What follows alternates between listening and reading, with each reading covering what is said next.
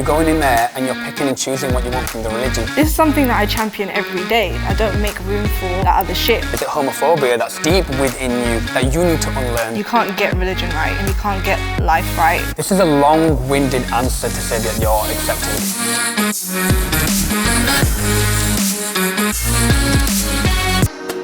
I am an atheist because I believe that you should face the truth and reality in life instead of relying on or blaming a higher being. I also don't believe that you need to believe in a God to be a good person.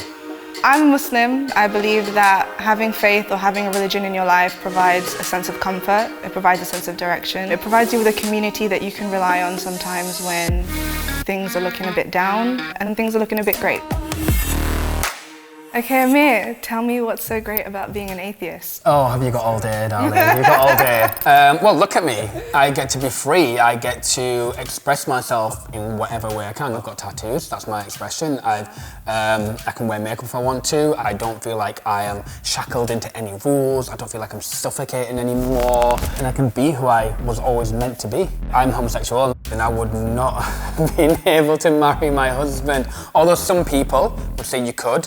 But for me, I would want to follow a religion down to a T because I'm a stickler for getting it right. I think it's really interesting that you said you want to follow something that you want to get right.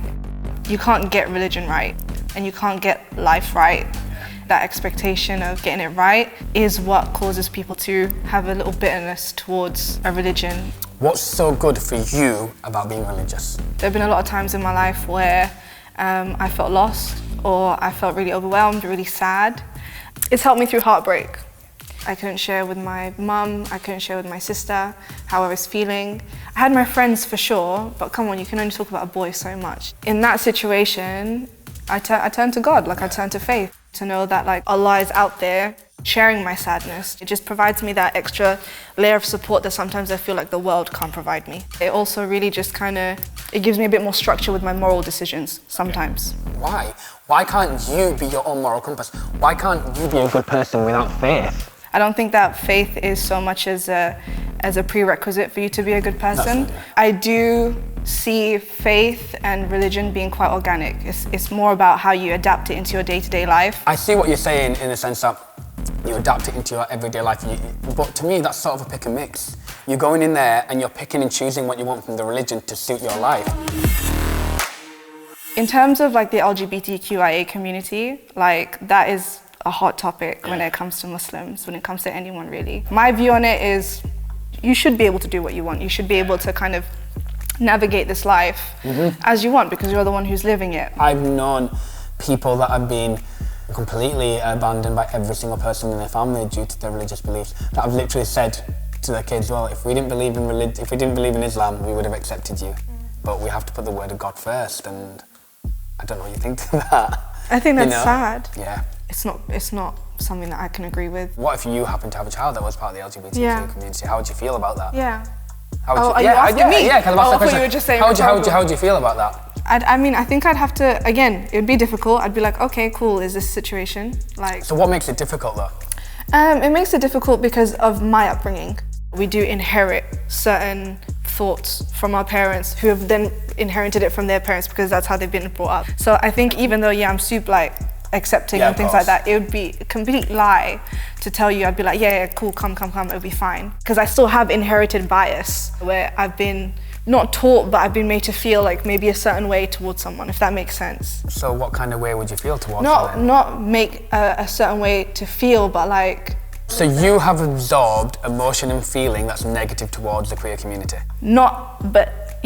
An awareness of it, not the feeling of being... See, do you know what I mean? This is the one answer from you that I'm finding difficult. Sure. And the reason why is because this is a long-winded answer to say that you're accepting. I am accepting. Yeah, it's a long-winded answer. Okay. So if you asked me this question, if you had I think you're right. LGBTQ plus child, I would be honest and say, you know what, this is gonna be tough. Yeah. This is gonna be tough, but I'm gonna fucking protect you. Yeah. And this is what we're gonna do. But what I want to pick on, you kept sort of saying, and you're like, oh, because of things passed down, and but you're missing sort of the language and the word here. And so what's passed down? Is it homophobia that's inherently in you, deep within you, that you need to unlearn then and unpick? I don't know. I'm struggling here. No. I think that's a really valid point. Yeah. You make a really valid point. Yeah. And I think that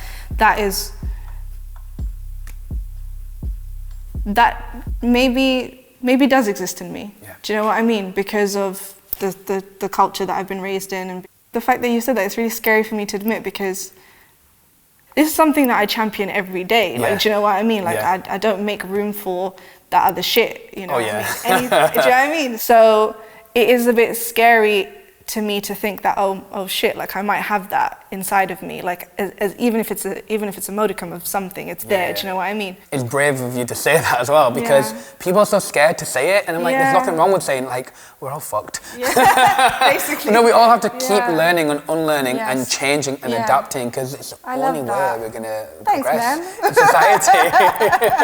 No, 100%. I think it has been very valuable to have a conversation with someone of faith with progressive views. When I was struggling with the LGBT thing, I thought, I've got her. No, I didn't really. Honestly, that moment was the moment where I was like, oh my God, she's been so honest here, and I respect that. I would rather be atheist. For me, it brings me the freedom that I would want and I enjoy in life. We inherit kind of traumas and biases and beliefs from our previous generations. I came to a realization that I might have a small seedling of homophobia, which for me was insanely scary and insanely uncomfortable, and actually really quite upsetting, because it's something that I don't want to embody at all. I don't think that realization made me doubt how I feel about religion. I think it made me doubt how I feel about my culture. It actually encourages me or motivates me to be an even bigger positive force as a person of faith. I'd still rather be religious. I think it's just great to meet and talk to someone that is religious, has a faith, but is individual to you. And because you're here, there's many more of you out there, and you're completely accepting. In the Venn diagram of things, we still both share like communal ideals of like 100%. wanting to like push forward for generational change and to create a more open community and a more transparent community and to foster conversation. And I think that part where we intersect is probably the most important.